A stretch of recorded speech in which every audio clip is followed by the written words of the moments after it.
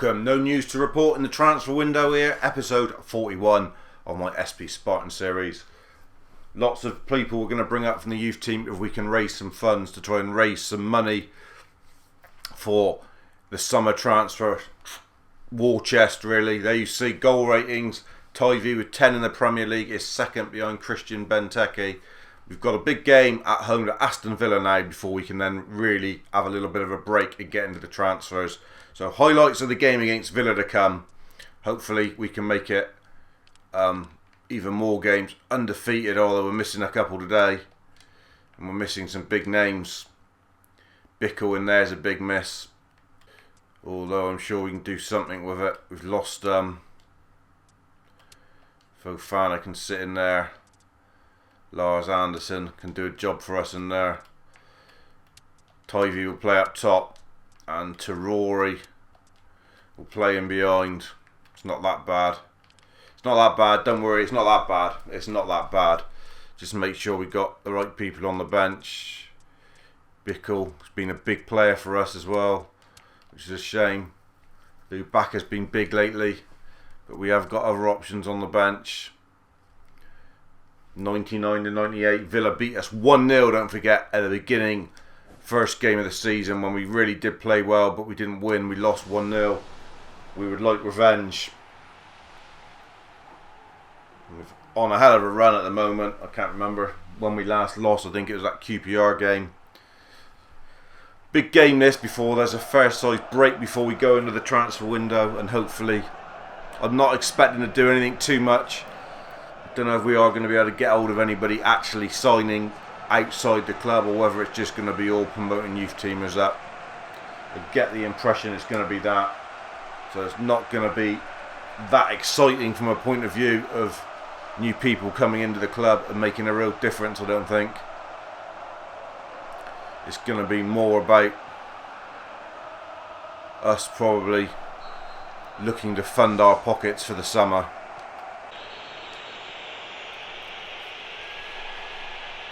Card for Lipton, thunderous tackle from the big boy back there, but he had to break it up straight through the back of him. Didn't really catch that much of him. Scott Sinclair did go down.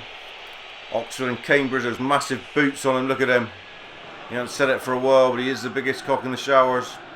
Well, a long way.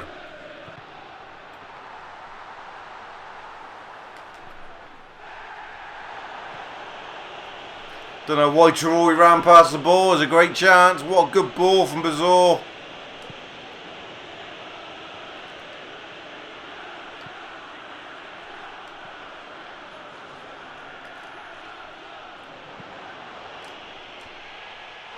Oh, it's 1-0 and it's Scott Sinclair. Standing header. Callard is absolutely furious. How he's just been able to stand there and nod it in. Two over there trying to deal with the cross. Nudved and Asamoah, I don't even know how the cross got in, to be honest. Look at that, that's awful from Salmond. Really is poor defending from the right full back. And the one thing we haven't done recently is gone behind in games. Not since the Watford game anyway. And we find it really difficult to get back into that one, and we're going to find it really difficult. And Villa looking to do the double over us here. Oh, and they should have made it too. Cutting us to pieces back there. What are we doing? Look at shadow the team we were. It's a trouble first game back after you've been off for a while, and I haven't played for a while. Well, not a while, but a few hours since I played episode 40. Whippage of the cheese. Oh, good head from Petrie. Did the keeper save it as another corner, or did it just drift wide? Just drifted wide.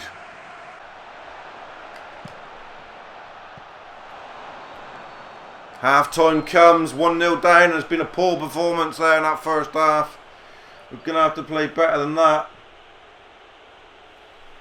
We really are. Big second half to come. Come on. Need a response in this second half. We've gone on a good run here. We don't want it to end with a real wet fish of a performance. Come on, boys. Put in a really strong second 45 here. Even if you don't end up getting anything out of it, just show some more balls if you like. Show what you can do.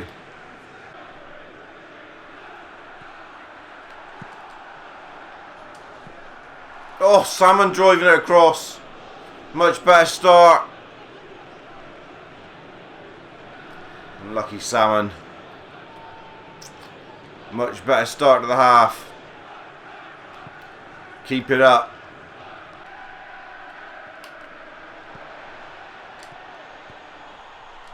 Oh, that's it. Game, set and match, Villa. The run had to end at some point. And it's ending here at Spartan Park against Aston Villa. Jordan Ayew makes it 2.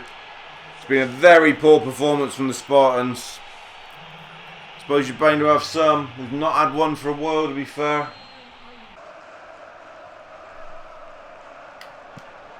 Oh dear. That just about sums the day up. Asamoah going for something ridiculous. And all it does is plant itself into row X, Y and Z. In the stands. Knocking a coffee cup out of someone's hand. And then meat pie all over the floor. If the performance wasn't enough, that's pissed them off even more.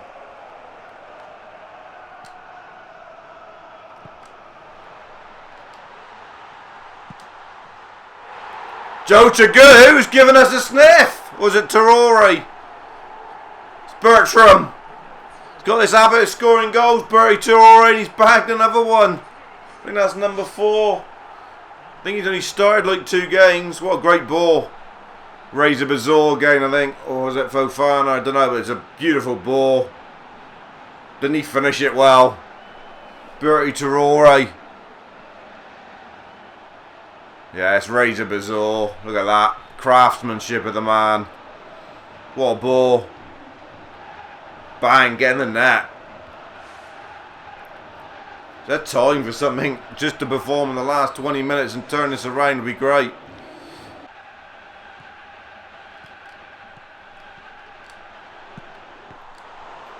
Oh, what a save from Callard. Villa's cut us to pieces quite easy today. Tremendous save. Somehow managed to get it over the crossbar. Good from Fofana. Traore. Oh! Right on the back stick. Just pop it in, I was thinking.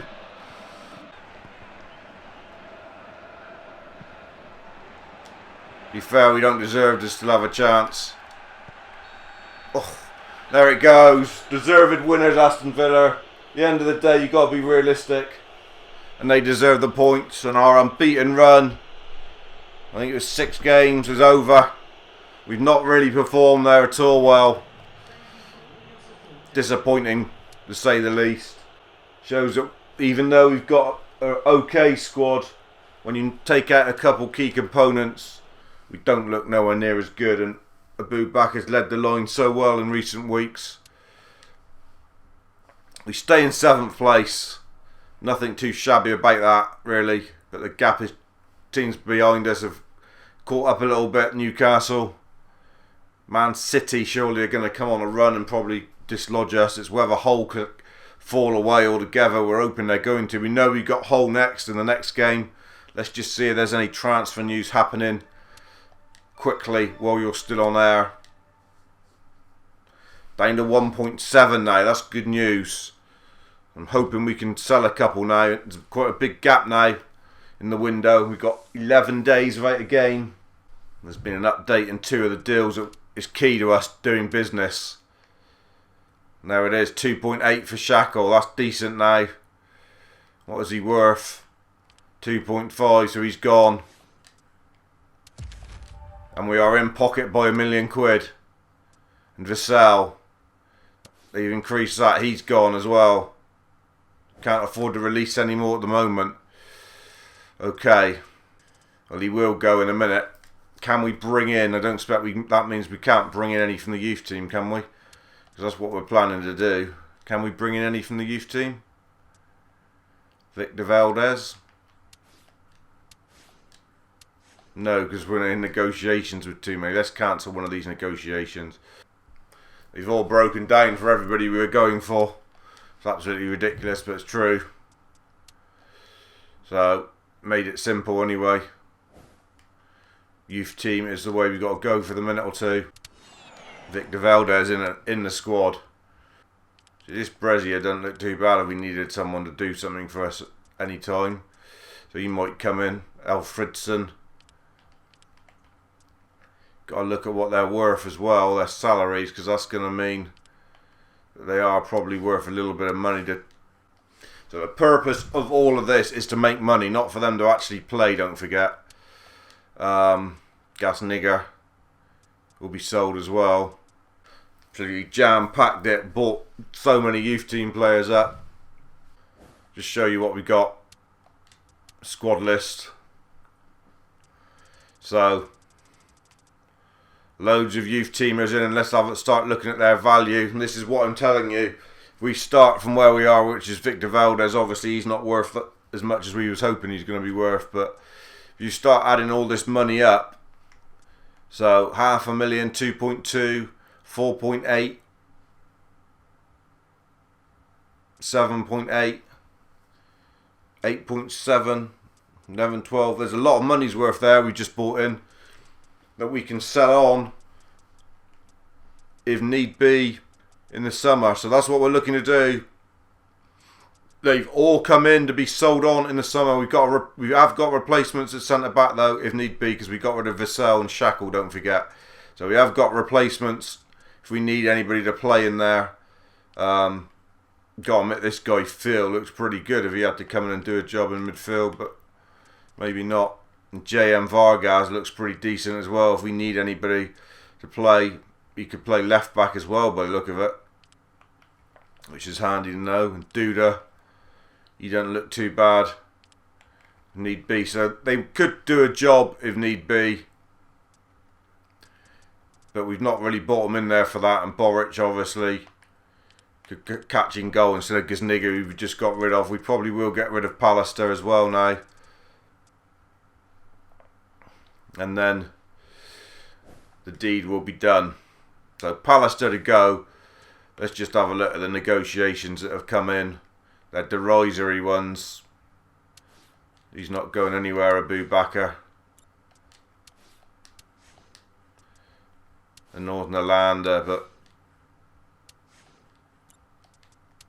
we'll just toy with him for now. He's coming in.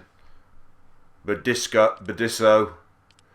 Doesn't look too bad for a centre back, to be honest. No height to him, but again, he'd do a job.